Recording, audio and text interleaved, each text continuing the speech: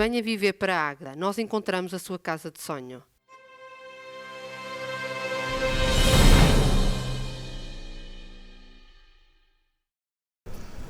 Boa noite e bem-vindos. Esta edição da Tribuna Soberana, a 17ª, antecederá um período de 6 semanas de férias.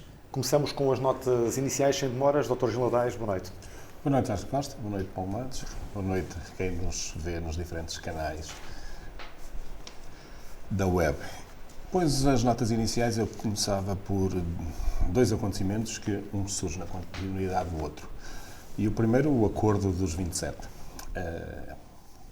Todos saem a ganhar, não é? Agora esperemos que os povos também saiam a ganhar, que é aquilo que se espera. Mas aquilo que eu ia aqui abordar é que nós achamos muito tempo a estar a discutir os assuntos, mas lembremos-nos que são 27 líderes de governo, de 27 países, 27 vontades, e que têm políticas, posições muito diferentes.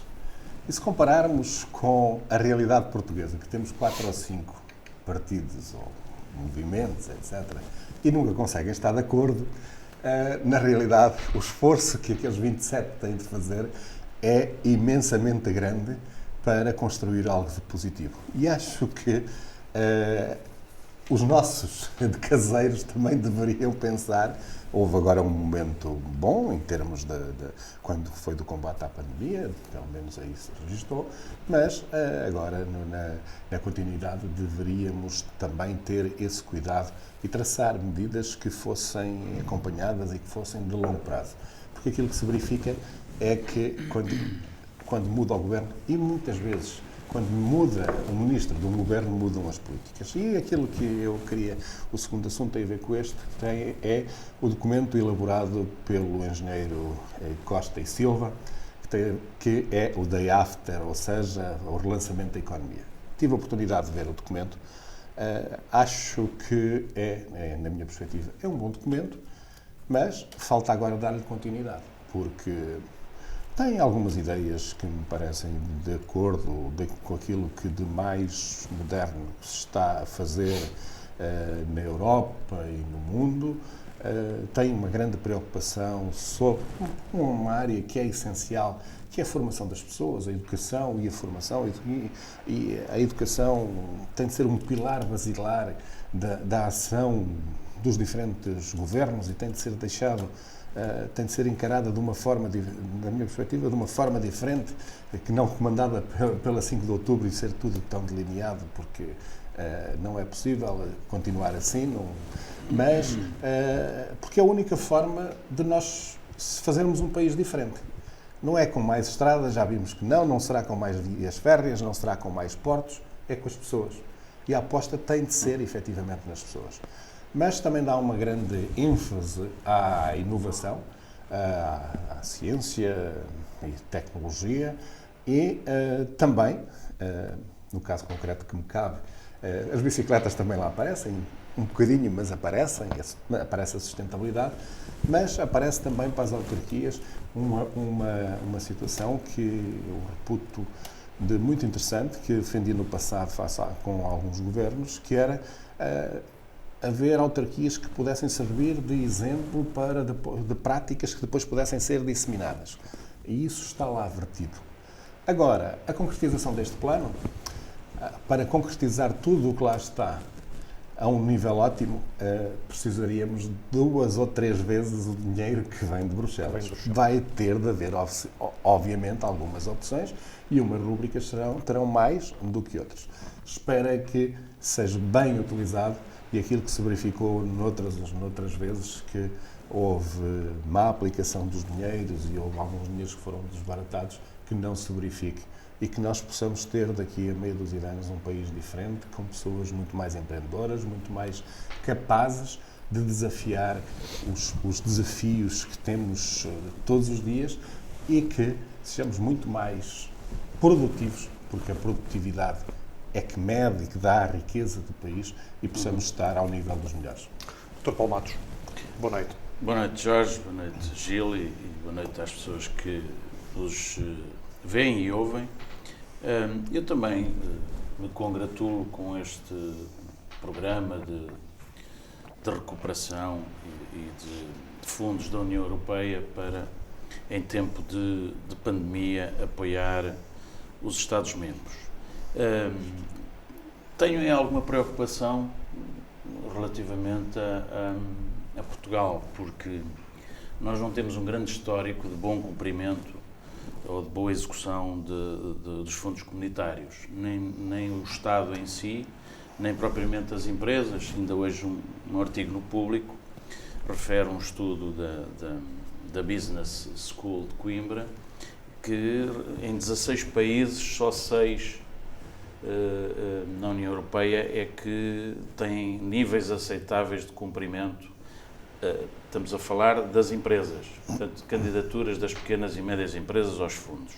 Portanto, nós em Portugal, nem as empresas têm tido o sucesso que se esperaria no aproveitamento dos fundos, nem algumas autarquias, nomeadamente a nossa, que não tem, tido uma boa prestação recentemente. Teve aqui no mandato do Gil um bom aproveitamento dos fundos comunitários, mas agora não está em velocidade de cruzeiro, oxalá a situação se altere. E, portanto, nós não temos um grande histórico nisso. Espero que os fundos sejam bem aproveitados e que vão para o essencial. A questão da reindustrialização, como referem, era importante, porque a nossa indústria ainda não está adaptada ao século XXI em muitos setores industriais. E depois esta coisa dos planos, que são encomendados a personalidades externas, também não é uma coisa que me agrade muito em termos de concepção daquilo que devem ser ou que deve ser a ação governativa, porque isso cheira-me, na linha de um livro que eu iria apresentar aqui hoje, começo pelo livro e não acabo com o livro, na linha daquilo que são a responsabilização dos governantes. Portanto, os governantes têm que, quando constituem as equipas, têm que ter gente capaz nos seus elencos governativos de fazer estes estudos, porque senão cheira-me um bocadinho a show-off, porque o trabalho do António Costa e Silva, que é uma pessoa que eu gosto muito de ler em artigos que ele faz no Público, é uma pessoa muito capacitada, é um professor catedrático do Instituto Superior Técnico, habilitadíssimo, mas o que ele diz, eu não li ainda, não tive ainda tempo de ler o estudo que ele fez, ou a proposta que ele apresenta, mas provavelmente não dirá nada de novo do que tem sido dito por muita gente, não é? Portugal precisa de inovação, Portugal precisa de digitalização, Portugal precisa de reindustrialização. A forma de o fazer ele provavelmente não diz, porque isso são detalhes das políticas públicas e que têm que ser definidas pelos governos. Porquê? Porque são os governos que depois são responsabilizados politicamente por aquilo que fazem ou não. Os estudos são bons para apresentar publicamente, para fazer o show-off devido, mas apouca um bocadinho aquilo que deve ser, aquilo que é a missão dos governos. Em termos locais, eu hoje trazia aqui um livro que apresentaria, que é a responsabilidade política dos eleitos locais. O que é que isto significa? Houve algum problema em Águeda que implique que falemos da responsabilidade? Não, por ora, ainda não está, como eu disse noutros programas, a responsabilidade política, ninguém vai preso por ser responsável politicamente. Pode ir preso por ser responsável criminalmente, civilmente, enfim, por práticas menos corretas no exercício da função pública. Nós temos um quadro, e este livro retrata bem isso, por isso é que eu o trato, temos um quadro interessante daquilo a que se chama a prestação de contas, quer dizer, os autarcas, como qualquer governante, deve prestar contas daquilo que faz e assumir a responsabilidade por aquilo que não faz, aquilo que andou a dizer que fazia e que depois não teve sequência. Esta prestação de contas é muito praticada nos países, é mais levada a sério nos países anglo-saxónicos. Nós importamos isto recentemente. mas é uma obrigação que todos os autarcas têm de fazer essa prestação de contas. E porquê é que eu aconselho este livro, nomeadamente aos nossos autarcas locais, e em particular à Câmara Municipal? Porque há perguntas que são feitas no fórum onde se faz o escrutínio da responsabilidade política, que é a Assembleia Municipal, e não há respostas. Ninguém percebe, a título de exemplo, para não ser fastidioso, porque é que o Sr. Presidente da Câmara e o Sr. Vereador João Clemente não respondem às perguntas dos deputados municipais se, de facto, as terras levantadas da Socibeiral foram para terrenos municipais ou não. Ninguém responde. Foram perguntas legítimas que foram feitas e ninguém responde. E, por outro lado, se sabiam, como autarcas, ele, o Presidente de Câmara e o João Clemente, se sabiam, antes de lá ir a polícia e de se levantar um broaco a este assunto, e que culminou numa ação judicial da empresa Socibeiral contra a Câmara, antes disso, se os autarcas sabiam ou não que havia remoção de terras para terrenos municipais, e se sabiam que lá estava a ser feito a implantação de sapatas de betão, que provavelmente ainda lá estão, porque são difíceis de retirar. Ora bem, isto são perguntas legítimas, dirigidas à responsabilidade política dos eleitos locais. É o escrutínio normal e faz parte da tal prestação de contas a que os autarcas locais não estão a responder. Como não respondeu ainda o Sr. Presidente da Câmara, porque é que a Câmara não meteu a ação? Eu já é a segunda vez que refiro isto. A ação contra a empresa Socibeiral, porque tudo tem que ter uma explicação. Porque pode haver razões interessantes que expliquem, não é só lançar, enfim, como foi a questão da homenagem ao João Clemente, quer dizer, as pessoas lançam uma espécie de fuga para a frente, determinadas asserções que depois não têm consequência na prática. E, portanto, o que é feito pelos deputados municipais na Assembleia Municipal é o escrutínio da responsabilidade política. E por isso é que esse livro é interessante, para que os autarcas e os cidadãos em geral possam verificar quais são efetivamente os mecanismos que na nossa ordem jurídica existem para escrutinar a responsabilidade política dos eleitos. Não tem nada a ver com tribunais, não tem nada a ver com responsabilidade pessoal, tem a ver com questões de ética, questões de moralidade, questões de transparência, que aliás foi aqui uma palavra muito utilizada pelo Gil quando decidiu há 12 anos atrás, ou mais, já são mais que 12, abraçar um projeto autárquico, e que foi isso que lhe deu votos na altura, porque as pessoas perceberam que era preciso transparência. E eu, pelos vistos, acho que estamos a voltar a esse tempo. E, portanto, necessidade de transparência, necessidade de responsabilização política dos eleitos locais. E aqui fica a sugestão. É uma edição da Almedina, para quem quiser... É uma edição da Almedina, comprar. Os autores é o Rui Magalhães, o Miguel Rodrigues, a Cláudia Costa. Não são juristas, um ou outro. Tenho a impressão que um deles é que é jurista, os outros são economistas, portanto está numa linguagem simples e toda a gente percebe, fica a perceber quais são os mecanismos existentes. Não quer dizer que eles sejam eficazes, porque, por exemplo, as pessoas sabem que na Assembleia Municipal se pode apresentar uma moção de censura à Câmara? Pode, mas não dá para pôr a Câmara abaixo, isto é, não dá para que a Câmara pegue os elementos da Câmara, assumam a responsabilidade e se retirem. Porque em Portugal só através da perda de mandato e isso tem que ser aferido em processos judiciais. Fica essa sugestão no arranque desta edição. E agora os temas desta semana. Começamos pelas obras no mercado municipal, que vão custar mais de 4.600.000 euros. Dr. Gil Adais, afinal o investimento no Centro de Artes parece ter sido uma pechincha. De pechincha em pechincha. Não. Até às dificuldades orçamentais em breve. Eu gostaria de começar por outro lado e por dizer que parece-me que o atual Executivo não gosta daquilo que faz, nem dos projetos que apresenta, os projetos que quer para a cidade e para o Conselho. Porque o Presidente anterior, temos de dizer assim, porque pelos vistos não era o Executivo, tinha prazer e gostava que as pessoas manifestassem, até muitas vezes com Discussão imensa pública. discussão pública do projeto e pudessem se pronunciar sobre eles. Porque, e já sabemos que não há unanimidade nestas coisas, mas há o conhecimento e há o enriquecimento dos projetos. Mas parece que o atual Executivo não comunga. E é mais uma daquela trintena que eu falei, portanto... Temos que começar a fazer uma lista. Mas podemos fazer, sem dúvida nenhuma. Portanto, que não comunga desse princípio. Depois também uma correção,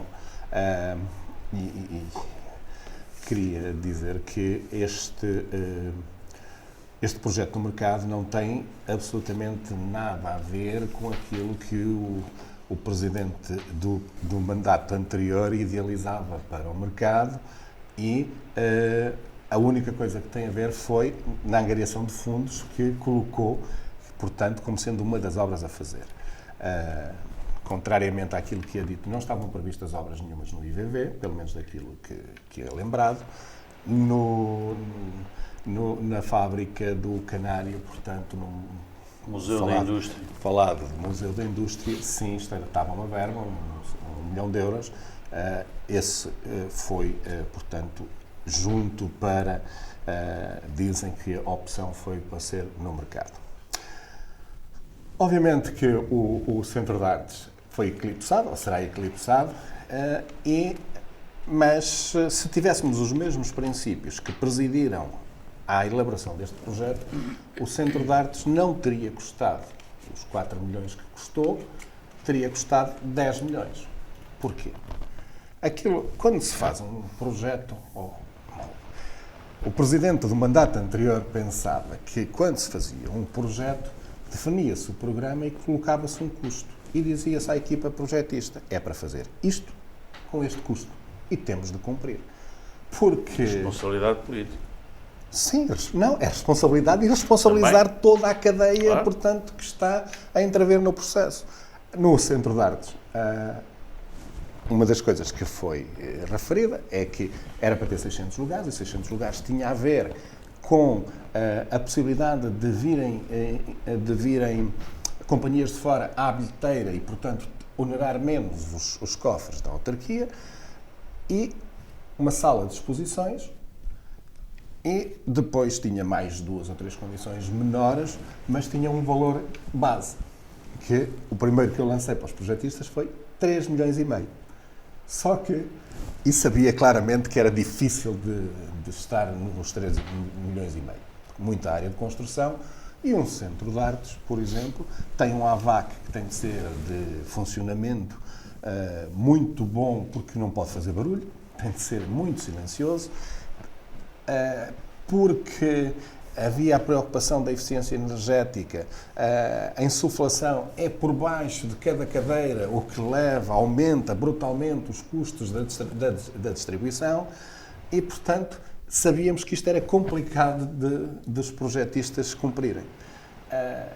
Tanto foi que chegou uma altura que eles vieram ter com o Presidente e disseram: nós não conseguimos fazer o projeto por este preço. Okay? Depois queriam mais 1 milhão, e a gente, não, 1 milhão não, 500 mil, e tiveram de fazer. Eles quem? Os projetistas, o gabinete, os arquitetos. Pronto. E foi estabelecido um valor que cumpriram rigorosamente, portanto, de valor de projeto. Aquilo que me parece do projeto atual é que não foi dado um programa. E daquilo que estava definido anteriormente foi tudo passado uma esponja e o programa é totalmente novo. Então, agora, aquilo que me parece daquilo que encontramos no mercado é que é uma obra de arquitetura. Disse ao arquiteto: desenvolva lá um projeto marcante com uns guarda-chuvas aí mais ou menos estilizados. Preço, aquilo que acharem adequado. Okay? E nem sequer as dimensões do mercado, que eram para ser as mesmas dimensões, foram aumentadas. E isto leva-me logo para outra questão, é que o mercado atual tem uma parte toda do primeiro andar que está entregue a associações porque nunca houve capacidade de qualquer executivo de rentabilizar aquele espaço. Ora, nós agora vamos aumentar o espaço de utilização do mercado. Cresce bastante, tem 2 andares e tem dois pisos grandes, não é? E com bastantes áreas mais. Depois, com a agravante que temos ali neste momento, ou vamos ter, um supermercado muito próximo que vai ser um concorrente direto. Ora, aquilo que me parece é que vamos ter um mercado que vai ter muitas áreas desocupadas e que não vai ser possível de encher. Fala-se em 3 restaurantes. Exatamente.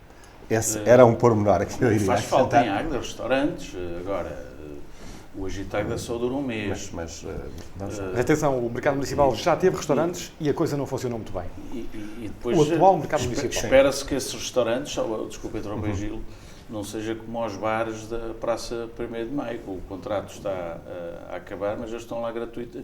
Há uma concessão do espaço gratuito. Sim. E, portanto, Mas eu posso vamos abordar lá isso ver também. se estes espaços a criar no mercado municipal não vão seguir a mesma linha. Aquilo que me parece é que o projeto do mercado foi um projeto sem programa, porque na apresentação que é feito também e mandado do projeto, não se diz lá qual é o projeto que existe para a dinamização daquele mercado e para ter mais atividades. Sim, senhora, vai ter 3 restaurantes, acho que 2 quiosques, mas acho que o projeto falha funcionalmente, internamente, em alguns aspectos. Por exemplo, e uma das coisas que não aconteceu, mais uma vez, foi que os utilizadores do mercado, aqueles que vendem lá ao sábado, durante a semana, têm lá as suas lojas, foram consultados uma vez no início do... locais.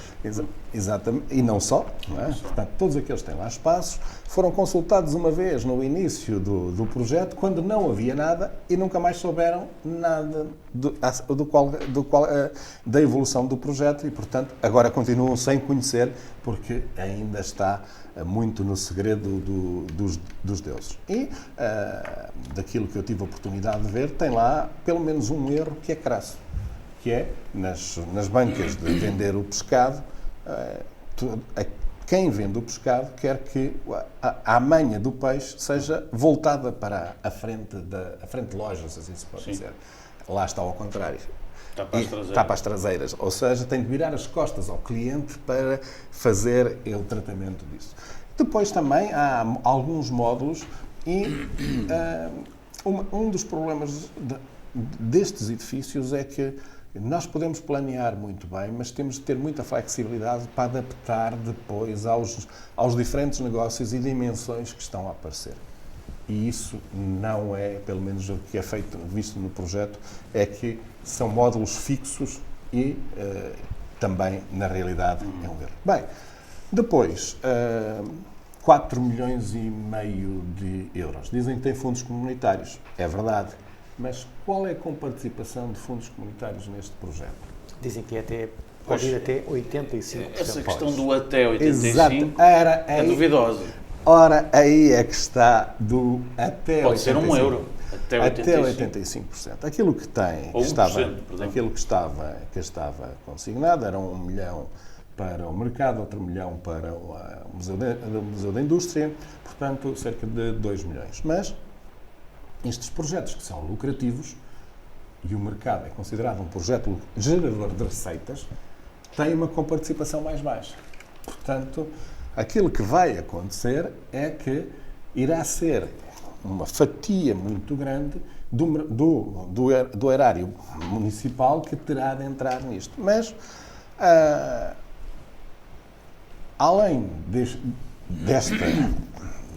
do custo que vai ter, aquilo que eu penso e que considero que é um bocadinho mais preocupante tem a ver com o tipo de construção que é feito e com os custos da sua manutenção.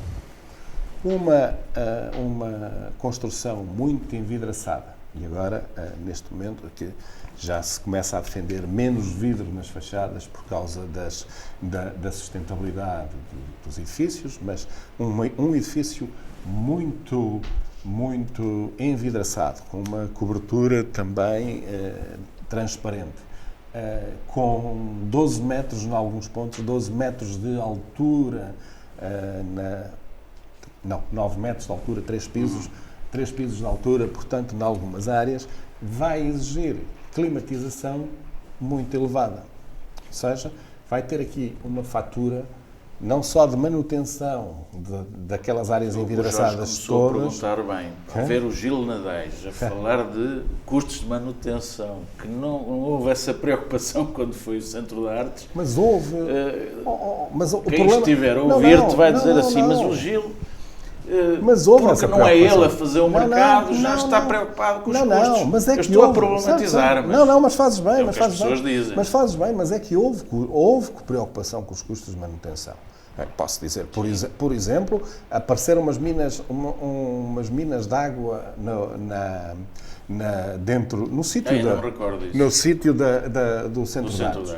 Poderíamos ter a solução com os técnicos. Se fosse uma mina de petróleo. Era bem melhor, era mais económico, era muito mais rentável, não é? Mas aquilo que os técnicos defendiam é que puséssemos um sistema de bombas para tirar a água cá para fora.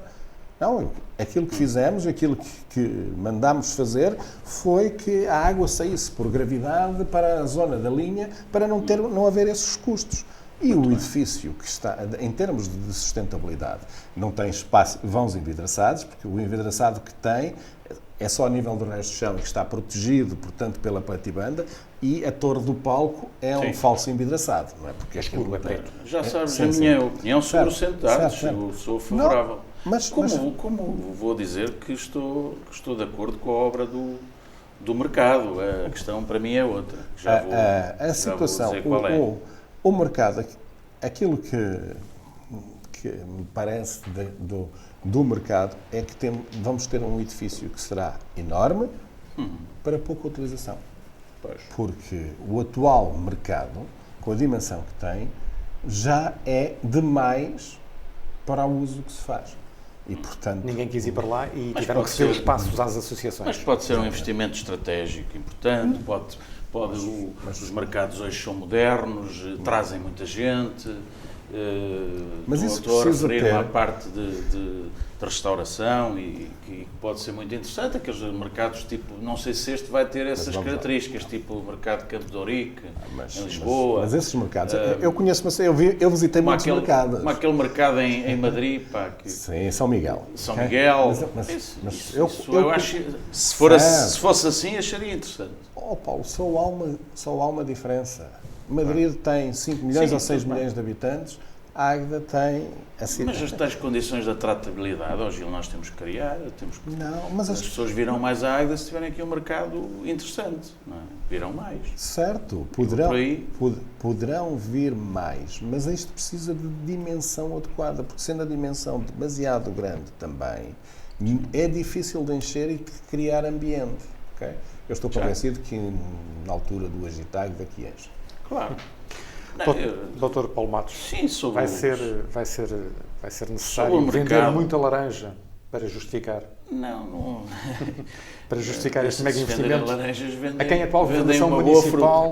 atual governação municipal recusou atribuir o nome de José Júlio Ribeiro, não nos podemos esquecer disto também. Sim, e isso é mau, sobretudo neste tempo em que se quer homenagear pessoas que não têm esse histórico ou esse adquirido no desenvolvimento do Conselho. Mas o mercado, eu só lembraria aqui a necessidade da Câmara explicar muito bem isto. Lá está, eu hoje estou com a necessidade da explicação, da responsabilidade dos políticos, da necessidade da transparência e das pessoas saberem o que é que se vai fazendo e porquê é que se vai fazendo, porque ainda há muito pouco tempo o mercado tinha deixado de ser uma prioridade.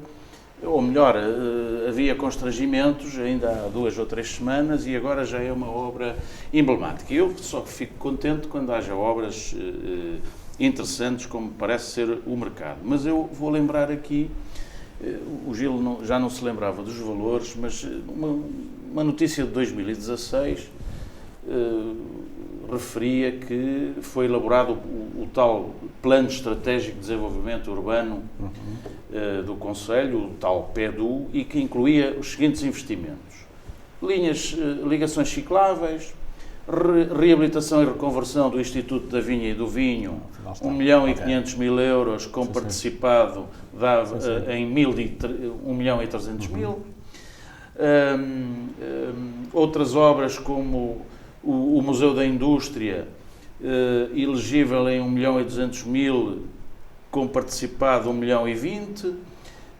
O interface modal dos transportes urbanos coletivos da cidade de Águeda, um investimento de 1.200.000, com participado 1.071.000, enfim, entre outros. Ora, eu fui depois analisar agora onde aparecem as candidaturas ao Programa Operacional Regional do Centro, 2014-2020, dos fundos comunitários, e já não está lá o mercado, nem o Museu da Indústria, foram retirados.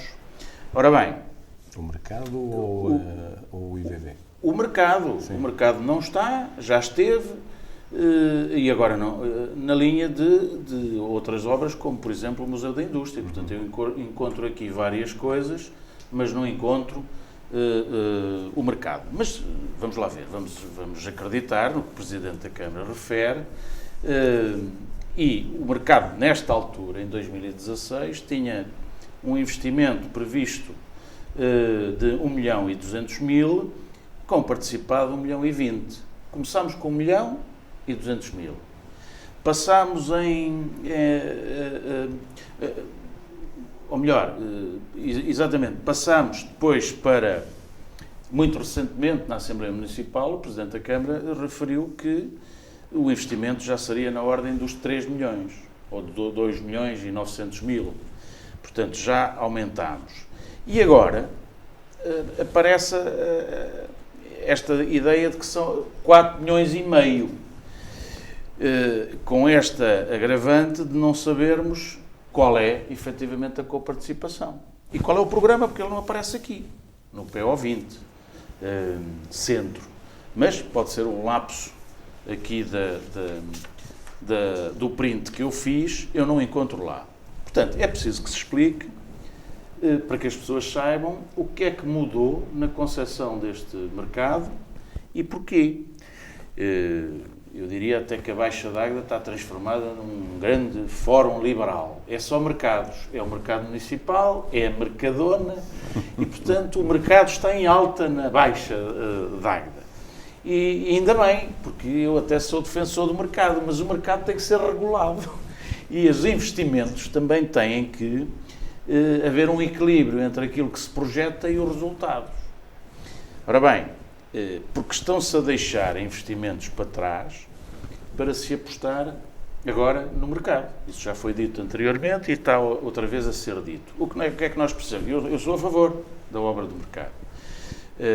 Quero que me expliquem e que as pessoas saibam porque é que isto teve esta oscilação. O Gil já explicou uma oscilação em determinada altura, no tempo dele, do investimento aumentar e que foi recusado esse aumento. Se nós não podemos ter um mercadão, porque já temos uma mercadona, temos um mercado que vá ao encontro das nossas capacidades financeiras, porque eu temo, efetivamente, aqui nesta situação, como já foi dito, que sendo a coparticipação até 85%, não está a dizer que é 85%, como estava em 2016, não é? Previsto, neste PO Centro 2020. Portanto, quem é que vai pagar o aumento do investimento? Pagamos todos nós, pagamos a Câmara, não é? Pronto, mas depois, eu não como me a Câmara importo tem se o capacidade investimento de for correto, porque é um investimento estratégico, é importante para o comércio, em Águeda também, e nós temos que nos modernizar. E, portanto, eu sou favorável a esta obra. O que gostava era de ter a explicação sobre esta oscilação de valores. Acho que não precisaríamos era de investir tanto num equipamento daqueles. Provavelmente. Porque podíamos equilibrar e assim podíamos... Foi dado primazia ao caráter estético do edifício, Sim. em detrimento da funcionalidade. Da funcionalidade. E aumentou-se. Os 3 investimentos que estavam previstos e que agora estão colocados de lado, como o Instituto da Vinha e do Vinho, o Museu da Indústria e o Interface Modal dos Transportes. Enfim, eu também acho que se tem que ter opções. Acho que também muita obra, mais vale fazer poucas e boas do que muitas e com defeito. Mas, de qualquer modo, precisamos de uma explicação. E nós temos um déficit de explicação. Eu volto a frisar esse meu ponto. Este investimento no mercado municipal soube-se na semana em que foi também anunciado que a Águeda se vai ligar à ecopista do Voga. Pergunto, Dr. João Ladeiros, na capital da bicicleta justificava-se uma ecopista interna que, por exemplo, explorasse o património ambiental ribeirinho? Neste momento, as grandes tendências que há, e mesmo aqui no PEDU e noutros documentos, aquilo que estava previsto eram ciclovias para ligar a cidade às zonas industriais. E algumas... Porquê? Porque aquilo que um pouco por toda a Europa se faz é fomentar a deslocação, as deslocações pendulares, casa-trabalho, trabalho-casa, em modos sustentáveis de... As deslocações profissionais. As deslocações profissionais, exatamente. Não é? Portanto, em modo sustentável. Obviamente que depois, e há uma hierarquia, onde depois todas as outras todas se podem justificar, porque nós estamos a caminhar para uma sociedade menos carbónica, portanto, e a utilização das ciclovias vai dentro dessa filosofia. Mas isso também parece que é um projeto, pelo menos não tenho ouvido falar, que estava contemplado, por exemplo, a ligação do Casarão ao centro da cidade, e que parece que caiu isso, pelo menos também não tenho ouvido falar. Aliás, não tenho ouvido falar em Águeda em ciclovias nenhumas, e o Governo abriu agora mais uma linha de financiamento para ciclovias que possam unir concelhos vizinhos no valor de 3 milhões de euros. Portanto, e como podem ir projetos de valor bastante significativos. Por isso, não é por estar nas bicicletas, mas enquanto Presidente da Câmara nos mandatos anteriores, fomos dos primeiros a implementar ciclovias e com grande resistência, mas que fizeram um caminho e que devem Eu apreciava ser... aquelas que eram pintadas a vermelho. Mas isso era por outra... Mas ninguém utilizava, que era aqui no centro da cidade. Repara que a introdução das ciclovias foi um choque muito grande com aqueles que utilizam sobretudo o carro e têm uma dependência do carro. E há uma caminhada, há um caminho para fazer nestas coisas. Nós não deixamos que a moda avance e vamos atrás e então depois é mais fácil, ou então entramos no início e somos dos primeiros e depois tentamos que as pessoas comecem a utilizar. Mas em Águeda, a utilização de bicicletas só com bicicletas elétricas, e foi esse projeto que tivemos e que ajudámos a desenvolver aí a desaparecida órbita a aperfeiçoar os seus modelos de bicicletas que permitiram ir para outros lados. Mas agora está muito mais disseminado e, obviamente, que seria bom também que o Executivo olhasse para isso, porque já temos muita gente em Águeda a andar de bicicleta. O Dr. Paulo Matos é mais de caminhada e corrida e menos de bicicleta? Sim, porque sei andar de bicicleta mal. E depois embora de desenrasque. E depois tenho medo de cair. E, portanto, mas estou ao lado de quem defende mais a utilização da bicicleta. E, portanto, quanto mais ecopistas houver, mais eu passo ao lado, não é? Mas, de qualquer modo, o que me preocupa mais do que as ecopistas e do que as pistas cicláveis, etc., é aqui o centro da cidade. Numa avenida, aqui esta avenida, junto à Soberania, que do tempo do Gil foi feita em curva, mas não estou contra a curva. A ideia é tirar os carros do centro da cidade. Mas as pessoas não estão ao nível. A curva era para reduzir a velocidade. Mas E reduzir mesmo a assim, velocidade, mas as não, pessoas param ainda- no meio da estrada. Mas ainda passam com velocidade excessiva. A curva Depois devia há ser mais E depois acentuada há uma ainda. coisa que eu acho inaceitável. Quer dizer, é pessoas pararem os seus carros nesta estrada estreitinha que existe na Avenida Eugênio Ribeiro e estarem no café, sentados na esplanada, a beber a sua cervejinha e as pessoas com dificuldades a ter que fazer manobras para poder passar. Acho isto uma coisa, mas isto tem a ver com cultura cívica e os cidadãos não estão ainda, como o Gil diz, muito para aí virados. Mas oxalá que as coisas mudem. Mas, já agora, esta avenida, nos tempos que correm, pelo menos ao fim de semana, deveria estar fechada e de forma a que as esplanadas pudessem ser estendidas para ocupar mais Senhor Gil, eu penso que isto, de vez em quando também tenho uns sonhos, mais uma vez. Eu, se fosse Presidente da Câmara, punha esta avenida direitinho outra vez. Estrada direita, com espaços de estacionamento, poucos, mas alguns, e para as pessoas respirarem e poderem ir ao comércio. Ou então, eu sou de extremos, ou assim, ou então pionizá-la de vez se houver parques de estacionamento alternativo. Eu vou-te mandar uns artigos sobre Pontevedra, que eu por acaso recebi hoje o recorte de imprensa. Eu conheço estão lá. isso tudo. Agora Okay? nós temos aqui o comércio a morrer. Mas o comércio, Na Avenida Eugênio Ribeiro. O comércio não é os carros, carros a passar que dão vida ao comércio. É as pessoas irem lá e usufruírem da cidade. Percebo isso. Há experiências de outros lados. E a reação dos comerciantes foi sempre contra, mas depois já não querem que volte a passar lá os carros. E temos isso em Águeda também. Na Rua Luís de Camões. Na Luís de Camões, exatamente. Vão lá passar a dizer agora. É uma questão estética. Sou mais favorável às linhas direitas. Hoje não teremos notas finais. Em vez disso, vamos pedir aos nossos comentadores que deixem uma sugestão de férias, sabendo-se das restrições que a pandemia nos obriga. Dr. Gil Nadeiros. Eu ia recomendar que nós, nestes tempos, aproveitássemos para conhecer aquilo que nos rodeia. Porque muitas vezes nós nem sabemos o que é que temos junto à porta. E eu tive a oportunidade há pouco tempo de ir para a Orgueira e conhecer um pouco melhor aquela zona. Já conhecia, mas pernoitei por lá e conheci melhor.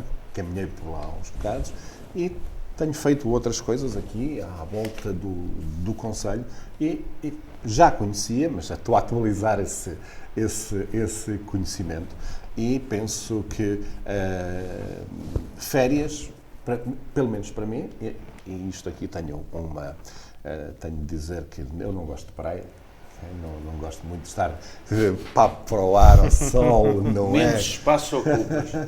Não, exato. Espaço para outros. Prefiro mais zonas naturais, parques naturais, o verde, etc.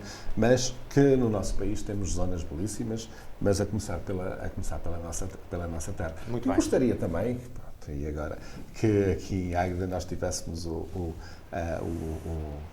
aquilo que se fala como sendo o parque urbano que poderia estar disponível para as pessoas nestes tempos de confinamento. Bastava uma erva, não é? E poderiam as pessoas utilizar todo o canal. Aqui ao lado em Anadia está quase concluído o Parque Urbano da Anadia, Exatamente. que é um grande investimento e dizem, não conheço, que vai ser um projeto que vai dar muita vida à cidade de Anadia. Dr. Paulo Matos. Muito bem, vamos de férias de programa. Pronto, uma sugestão que fazia, já que não podemos fazer grandes viagens, vamos até Ois, para as pessoas irem até à pateira de Ois, onde foi agora apresentado o projeto Náutica de Lazer Pateira, que é um projeto interessante do orçamento participativo, onde os cidadãos ligados à Arcor tiveram a oportunidade de fazer essa proposta no orçamento participativo e estiveram 4 anos à espera que se fizesse esta... Exatamente, é um orçamento participativo ainda do tempo do ainda Dr. Gil do Adais, tempo do- é de 2016. do Gil, e portanto eu quero parabenizar cidadãos como o João Paulo Brinco, a Ana Sofia Framegas, o João Ferreira, o Paulo Oliveira, a Liliana Rezende e o Sandro da Conceição, que foram os proponentes deste projeto. E tiveram paciência para esperar. E tiveram paciência para esperar, mas fizeram bem, porque agora vamos ter lá gaivotas, pranchas, outro tipo de equipamentos que, para as pessoas que quiserem um bocado de lazer, e nós temos condições excepcionais no nosso concelho, assim as saibamos aproveitar. Esta é uma sugestão, irmos todos até ao parque de Ois da Ribeira, da Pateira, e também que frequentemos não as nossas praias fluviais, porque elas não são verdadeiramente praias, porque não têm a bandeira e não têm o nadador Salvador, ninguém investiu nisso, também ninguém percebe porquê, mas são parques onde dizem que nos últimos fins de semana deste calor abrasador que está, a população tem invadido estes parques fluviais. Têm estado e que mais merecem, pessoas até do que aquelas que vão à praia que deviam estar. real. E mais pessoas até do que deviam estar, mas isso é outra matéria. E, portanto, aconselho-os a ir cumprindo as regras de segurança que vamos ter que cumprir durante mais tempo. De afastamento. Esse era um assunto também que tínhamos para esta edição, mas o tempo não dá para tudo. Era falarmos sobre os parques fluviais. Vá para férias cá dentro do Concelho de Agro. Muito bem. Antes de terminarmos também vos deixamos uma sugestão, e mais do que uma sugestão, é um presente de verão, que vos peço para Maravilha. abrirem. Obrigado. Então, escusavas de ter fechado tão bem. Eu quando recebo prendas destas, normalmente, é tal a ansiedade que estou que vou... Muito bem. Muito bem. São as Manuel sílabas, Alegre. Muito bem. as sílabas de Amália, o último livro de Manuel Alegre, lançado na passada segunda-feira, num tributo a Amália Rodrigues, que, se fosse viva, teria completado esta semana 100 anos. Muito Chegamos obrigado. ao final desta edição. Quando regressarmos em setembro, a Tribuna Soberana passará para as quintas-feiras, às 21 horas. Dr. Gil Adais, Dr. Paulo Matos, boas férias para os dois. Muito obrigado, igualmente. Igualmente, Jorge. Assim E os seus que- ouvintes, E para as pessoas que nos ouvem também. E veem. Assim que está desse lado, muito obrigado por nos acompanhar. A edição que marcará a reentreia da Tribuna Soberana fica agendada para o dia 9 de setembro. Boa noite, bom fim de semana.